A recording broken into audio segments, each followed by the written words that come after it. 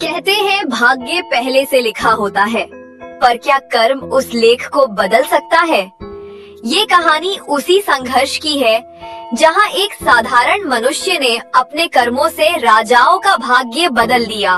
वर्ष 957 ईस्वी। राज्य सूर्यगढ़। एक राजकुमार का जन्म हुआ, आर्यवीर। पर उसी क्षण महल के बाहर खड़ी एक भविष्यवक्ता ने कहा, ये बालक महान योद्धा बनेगा, परंतु इसके कर्म इसे या तो देवता बना देंगे या राक्षस। राजा सूर्यसेन ने उस भविष्यवाणी को श्राप समझकर राजमहल की दीवारों के भीतर छिपा लिया। वर्षों बाद आर्यवीर युवा हो चुका था। उसके गुरु आचार्य वेदांत उसे शस्त्र विद्या सिखा रहे थे। वीरता केवल भुजाओं की शक्ति नहीं, मन की स्थिरता भी है। कर्म ही तेरी पहचान है, भाग्य नहीं। पर गुरुदेव, यदि भाग्य ही सब लिखता है तो कर्म किसे दिखाएं? भाग्य बीज है पुत्र, पर कर्म उसकी मिट्टी।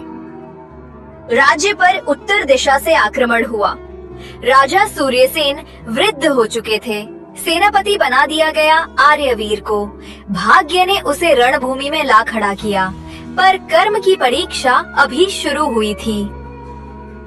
युद्ध में आर्यवीर की तलवार ने सैकड़ों को धराशायी किया, पर जब दुश्मन राजा उसकी तलवार के नीचे गिरा, आर्यवीर ने उसे मारने से इनकार कर दिया।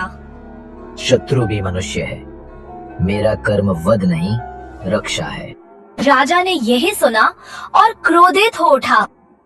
भाग्य ने तुझे विजेता बनाया और तू कर्म से दया दिखा रहा है? ये राज्य का अपमान है। आर्यवीर को देशद्रोही घोषित कर राज्य से निर्वासित कर दिया गया। आर्यवीर अब एक साधु के साथ वन में रहने लगा। वो साधु और कोई नहीं, महर्षि काश्यप थे।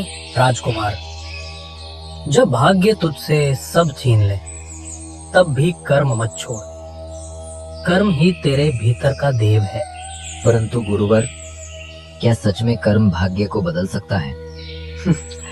चल, मैं तुझे एक कथा सुनाता हूँ। सदियों पहले एक किसान था, देवदत्त। वो हर दिन खेत जोतता, मेहनत करता, पर बारिश नहीं होती। लोग कहते, तेरा भाग्य सूखा है। पर देवदत्त ने हार नहीं मानी। वो हर दिन खेत में पानी भरने के लिए नदी तक मिट्टी के घड़े उठाकर जाता। 3 महीने बाद जब पहली बारिश आई, देवदत्त के खेत में सबसे हरा अंकुर उगा। कर्म वर्षा नहीं बुला सकता, पर मिट्टी को तैयार रख सकता है। जब भाग्य बरसे तो वही खेत लहलहाता है। सूर्यगढ़ में गृह युद्ध छिड़ चुका था। राजा बीमार, मंत्री लालची और राज्य टूटने की कगार पर। एक दिन संदेश आया, आर्यवीर को बुलाया जाए, केवल वही राज्य बचा सकता है।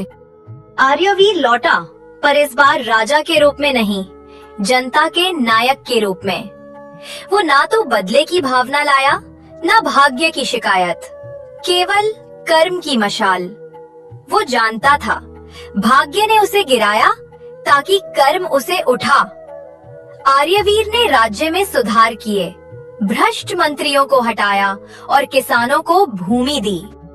वर्षों बाद जब महर्षि काश्यप पुनः महल पहुँचे, उन्होंने आर्यवीर से पूछा, अब बता, कर्म बड़ा या भाग्य? गुरुवर, भाग्य ने मुझे निर्वासित किया था, पर कर्म ने मुझे राजा बना दिया। याद रख, जब मनुष्य अपने कर्म से नहीं भागता, तब भाग्य भी उसका दास बन जाता है। भाग्य वो नहीं जो लिखा गया है, भाग्य वो है जो कर्म से रचा गया है। कर्म करते रहो, क्योंकि वही एक शक्ति है जो समय, परिस्थिति और नियति तीनों को झुका देती है। अगर हमारी ये कहानी आपको पसंद आई तो हमारे YouTube चैनल को सब्सक्राइब जरूर करें और चैनल पर बने रहें। Thanks for watching.